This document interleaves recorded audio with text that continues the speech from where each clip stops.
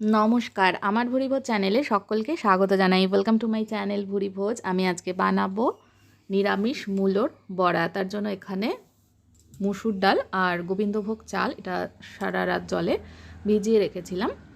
আর মূলোর খোসাটা এভাবে ছিলার দিয়ে ছাড়িয়ে নিচ্ছি। মূলোর খোসা ছাড়ানোর সময় কিন্তু মূলোর যে অংশটা রয়েছে সেটা কিন্তু পুরো একদম কেটে নেব না, এভাবে ধরে ছাড়ালে কিন্তু খুব সহজেই মূলোটা ছাড়ানো সহজ হয়।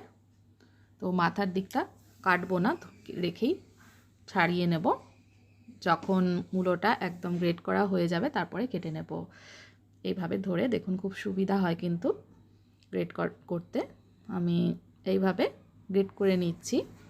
এই মূলোর বড়া আপনারা গরম ভাতের সঙ্গে কাঁচা লঙ্কা দিয়ে কিন্তু খেতে ভীষণই ভালো লাগে। তাছাড়া স্ন্যাক্স হিসেবেও একটা ভালো রেসিপি, ডাল ভাতের সঙ্গেও খাওয়া যেতে পারে।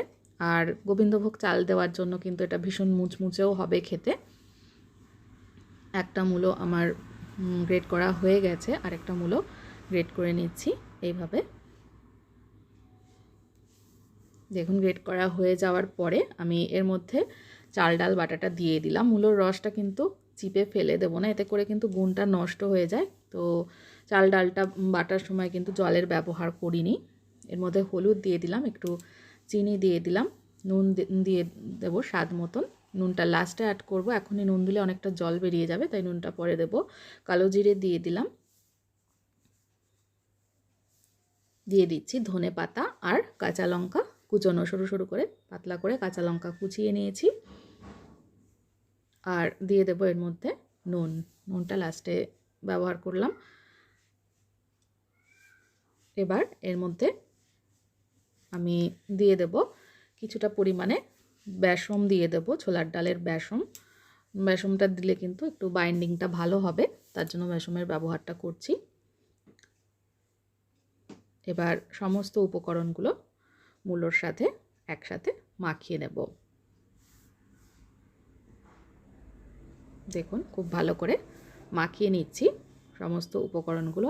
আর মাখানোর পরে কিন্তু বেশিক্ষণ রেখে দেওয়া যাবে না, মূলো থেকে কিন্তু বেশ খানিকটা জল বেরিয়ে যাবে, সেই জন্য ঝটপট কিন্তু বড়াগুলোকে ভেজে নিতে হবে। গ্যাসে কড়াই বসিয়ে দিয়েছি, কড়াই গরম হয়ে গেছে। এবার দিয়ে দেবো এর মধ্যে সর্ষের তেল, চাইলে আপনারা সাদা তেলেও ভাজতে পারেন, তবে যে কোনো সবজির পকোড়া কিন্তু সর্ষের তেলে ভাজলে বেশি ভালো লাগে। তো তেলটা গরম হয়ে গেছে, এবার আমি বড়াগুলো ছেড়ে দিচ্ছি।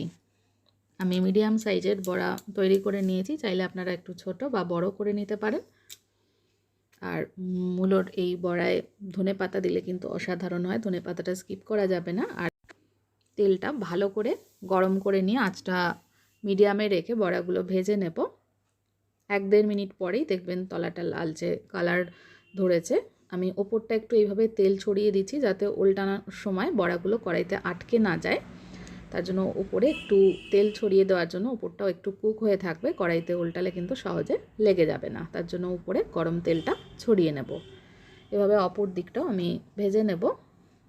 মিডিয়াম টু লো ফ্লেমে রেখে এইভাবে ব্রাউন করে বড়াগুলোকে ভেজে নিতে হবে। আর খেতে ভীষণই সুস্বাদু লাগে, অসাধারণ হয়। অবশ্যই এভাবে একবার ট্রাই করে দেখবেন। আর ভালো লাগলে আমার চ্যানেলটাকে যারা এখনও সাবস্ক্রাইব করেননি তাদেরকে অনুরোধ করব সাবস্ক্রাইব করে নেওয়ার জন্য। বাকি বড়াও একইভাবে ভেজে নিতে হবে। যদি মনে হয় যে অনেকটা জল বেরিয়ে গেছে মূলোর থেকে, সেক্ষেত্রে একটু বেসন অ্যাড করে দিতে পারেন। এইভাবে বাকি বড়াগুলো ভেজে নিয়েছি, এটা খাওয়ার জন্য একদম রেডি।